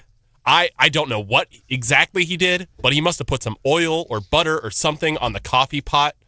Because whenever I was pouring my coffee in the second break, I spilt it all over my hand. Now I have coffee stains. He used to work at McDonald's with Trump. Yeah, I bet that's it. He was the one responsible for that coffee incident that resulted in that lawsuit. No, I bet he was. Yeah. He's the devil. Well, radio doesn't pay very well, you know. You got to do a fucking job. All right. Not far off the mark on that. All right. Okay, so let's go to Stephanie Bell. What do you have, Steph? I have my losers of the week are, well, I already did my one winner is Apple, the iPhone. You mentioned that. Apple's, but I'm going to nominate them again. A second nomination for winner in that apparently folks are real frustrated. The Journal covered this issue and interviewed people about the new iOS features, the call screening. You know, you get that and it says spam expected. And apparently America's rich and powerful, who often times have weird phones, are mad because people aren't answering their phones because of this new spam feature. But I'm saying Apple is a winner of the week because I love it. I usually don't pick up the phone. We know. Yeah. But this helps me to not have to pick it up even more. Another winner of the week to Apple. Another winner. We have a Mizzou hockey game tonight, and awesome. I'm not going to jinx us and say we're going to win the game. Hopefully we do because it's against KU, but it's in Jefferson City, and I think people who organize outside of the university club sports, that's a lot of work, and bringing that type of level of sports and level of entertainment to our local communities is really fun. So they're one of my winners of the week. I think Don Lemon is a loser of the week. Oh, you got one of my losers there. He is a loser. He was for those of you just joining us, Don Lemon, who was part of that insurrection at the church where they interrupted a church service a couple of weeks ago. The federal judge had said it wasn't worthy of arresting him. Well, he's been arrested by federal authorities this morning. And this might be a little bit controversial, but I think another loser of the week is the Senate for canceling the state of the judiciary. I'm an institutionalist, and apparently this is the first time ever, according to historians, that it's been canceled. I think we could have said, the people who feel the way that they do could have said their piece following or before, and we could have let the tradition and institution of that process continue. Senator Bratton wanted it actually to be more dramatic. He wished they could have been there and then walked out rather than canceling. I just don't like the fact that it was canceled. Isn't that what he said, Brian? Yeah, he did say that, but Stephanie is right. There's a clarification on that. I mean, being technical here. It was canceled a couple times for snow and ice, but then they did it right afterwards. They rescheduled it.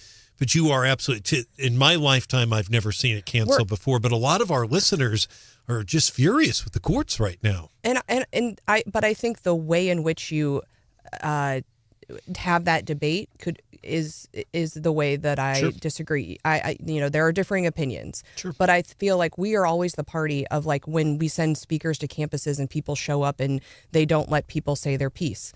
I feel like let them say their piece, and if you have something to say in response, say it in response. But the fact that we didn't allow them to say what was scheduled for that day rubs me the wrong way. I understand that. Also, I was very curious to hear what he was going to say about jury pay, because it's the same as it was in the Ashcroft administration, and we don't even know what he was going to say right now. I got my $6 or whatever it was when I showed up for a whole day. It's very low. It's terrible. If you serve, it's what, $11? Yes. Yes. Paul says winners and losers of the week. Texter Paul 573-874-9390 says winner is the KC Chiefs for bringing back Eric Bieniemy. Okay, as offensive coordinator.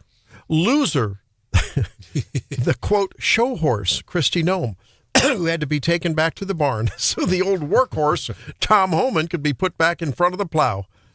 I'm an advocate for my fellow old workhorses, Paul says. All right, some interesting analogies and metaphors there. All right, Brian. Why don't you go to John first, and then is John already gone? Or no, we can go to I'm John. here. Yeah, wait a minute. Brian must have some outstanding. He must have some good ones. Unless because John can't nominate himself a winner of the week, KWOS. KWOS. There you go. Yes. Happy birthday. Absolutely. Happy birthday, John. A big You one. took the top one right off my list. Sorry. KWOS. That's Went okay. on the air January 30th, 1937. Today, marking our 89th birthday. Big deal this week. KWS play-by-play man Kevin Kelly going into the Missouri Sports Hall of Fame this weekend. It's huge. He's been the Big deal. voice of Jefferson City, Mid-Missouri teams for 48 years. Kevin's handled 23 football state title games and broadcast 25 basketball Final Fours. He's already a member of the Missouri Basketball Coaches Hall of Fame. Hey, that's really cool. Only one guy this week could possibly top our list, could top Kevin Kelly, and that would be the Pulaski County Sheriff, reminding you to be on the lookout for the Booty Bandit, the guy who hit the Lion's Den adult store in Buckhorn and allegedly stole life-size silicone buttocks. I know. The story's been vibrating all over mid-Missouri. Oh, sure has.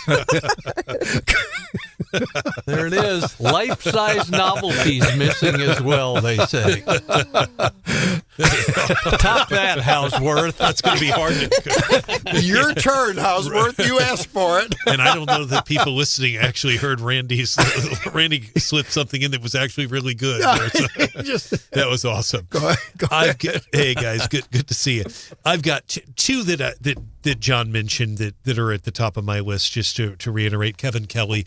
Kevin Kelly is just he's just a legendary broadcaster, and he just does a great job he approaches every game like it's a Final Four, it's a Super Bowl, and whether it's Blair Oaks or whether it's Jeff City or whether it's Elias, the people in town and all over mid-Missouri love him. He does a great job.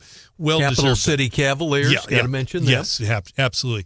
And they're fairly new, John. But a lot of those 48 years, I'd say maybe 5-6 years they've been in, or they've been a little bit longer than that. Capital City. But no, congrats to Kevin Kelly.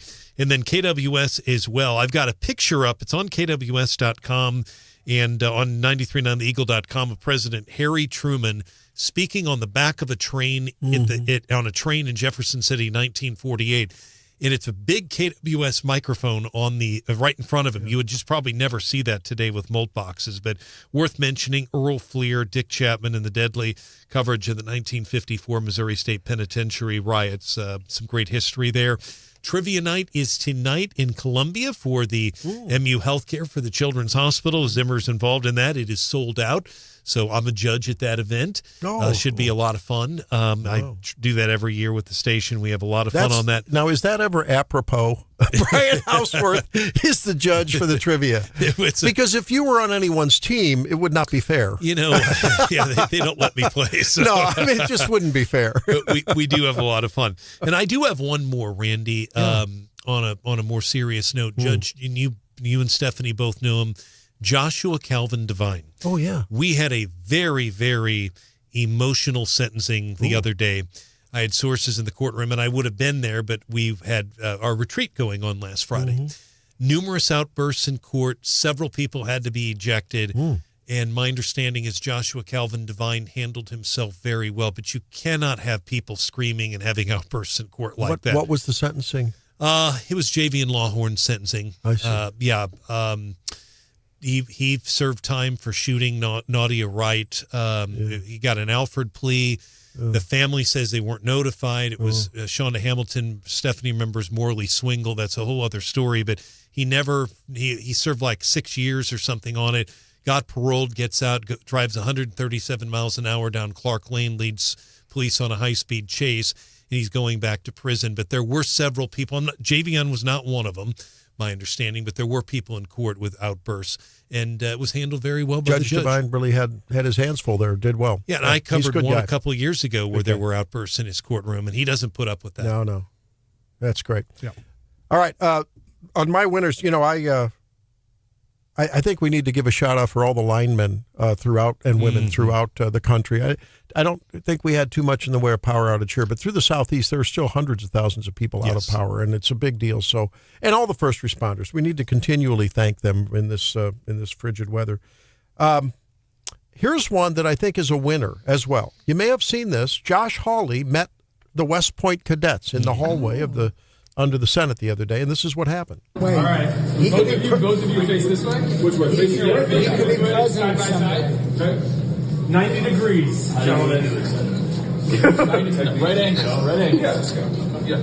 So, Josh Hawley drops and starts doing push-ups, and here's the end of it. Hawley is still going when the cadet is on the floor. That's pretty amazing, yeah. Now, the cadet was going at a faster rate. Sure. To be fair, I have to say I've been critical of Josh about some things, but that's a winner. I mean, that guy's a winner there. Tremendous. He's in got this young stud cadet here, and here's Hawley right there, matching him. So good for Josh Hawley. He's in great shape. And then I guess earlier in the week when we were talking about the guy that squirted that did it apparently was like apple cider vinegar in Ilhan Omar's eyes or in her. Drake's a winner because he said, you know what? She's a winner because she couldn't tell the difference from, well, actually, she said she couldn't tell the difference from poo water and whatever. And so, Drake, that was a clever one. That was the clever winner of the week. Thank you, Randy. That's good. My loser is, of course, Don Lemon, FBI impersonator who tried to get Luis Mangione out of jail with a barbecue fork and something else. And this. They chose to, they killed the wrong guy, right? Because this is like the perfect guy. Alex Pretty is the guy you would want to date your daughter. The guy you would want your son to grow up to be. A decent human being who was serving humanity, That was on the 26th. Anna Navarro talking about Alex Pretty. And maybe he was a decent guy. But then the video came out that I don't know I'd want that guy dating my daughter when you spit at ICE agents and vandalize their car. Anna, take it back. You're a loser. We'll back with leftovers what was that when we again? come back. It's Wake Up.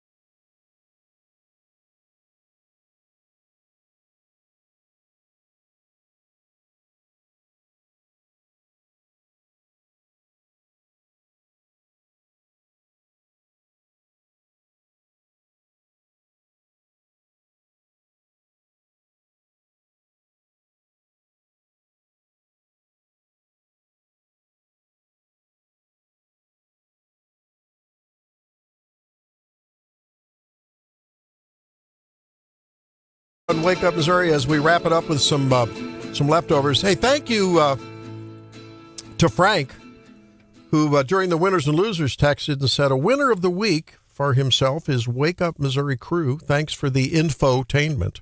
Thank you, Frank. Appreciate that. Once in a while, the blind squirrel finds the acorn. We appreciate that very, very much. Hey, so, no, really, we try real hard, and once in a while, we hope that you enjoy what we bring you. If you don't catch the whole show, and many of you can't, you can catch the highlights. Sometimes that's 5 minutes worth. Sometimes it's more of Wake Up Missouri on the podcast. Usually not, Randy. No, usually not. No, we play the interviews and some of the better portions and put it condensed there. So you can check the podcast, which is up later, right? Yeah. We have been running low on content lately for the podcast since we're doing highlights. So we're going to start doing low lights. Yep. You might get 2-3 hours worth of that. Oh, thank you for that. Really appreciate that. Good. Love you, brother. That's good. Right. Love you too, It was like when we tried to find a copy of the best of show, did want right? to introduce Drake took hours. The new producer of the Wake Up Missouri, Brian Hansen, will be slipping in starting Monday morning. Thank you. Okay. No. Okay. So, Drake, what do you have for leftovers? All right. NBC reports that babies are out and fur babies are in, at least in China. So in China? In China, which is very ironic, Randy. Why is that? That Chinese people are opting to have cats instead of kids. Babies out. And you know what? I saw this story. Drake brought this to my attention. I thought, China, they say, is shrinking as more couples are making a conscious choice not to have babies. At least not human ones. And you know how we talked earlier in the week about people buying, like, some of the food that they buy is better than the food that we eat. It's like the farmer's dog, and you put it in the refrigerator, and it's a little taco salad, and it's a whatever. I'm like, really? Oh, my God. Well, and people are really, a lot of people are, their dogs are their kids. I think that the takeaway, though, on China, being fur babies, when they get sick of them, they can just eat them. Oh, John. Yeah. And that's the genesis of the next pandemic. You guys are on a roll today. First, it's the bison. I try to bring a beautiful pastoral scene of the bison roaming the plains of Missouri. They ate the cats, not us. And John's like, and when you get tired of them, you can eat them.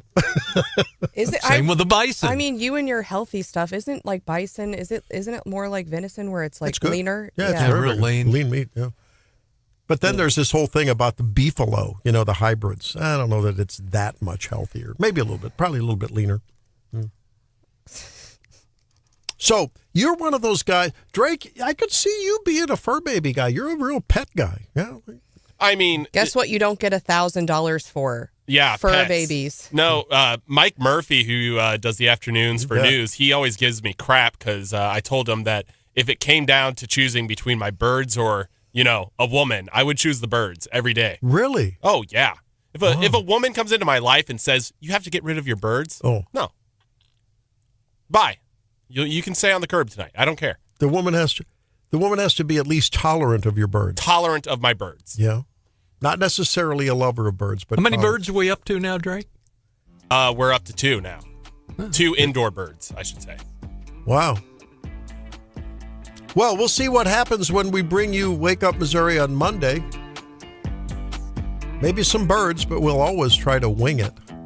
We'll see you then. In Randy's Bad Bunny impersonation. Yeah, that's Bugs Bunny. All right, see you then. Have a warm weekend. Bye.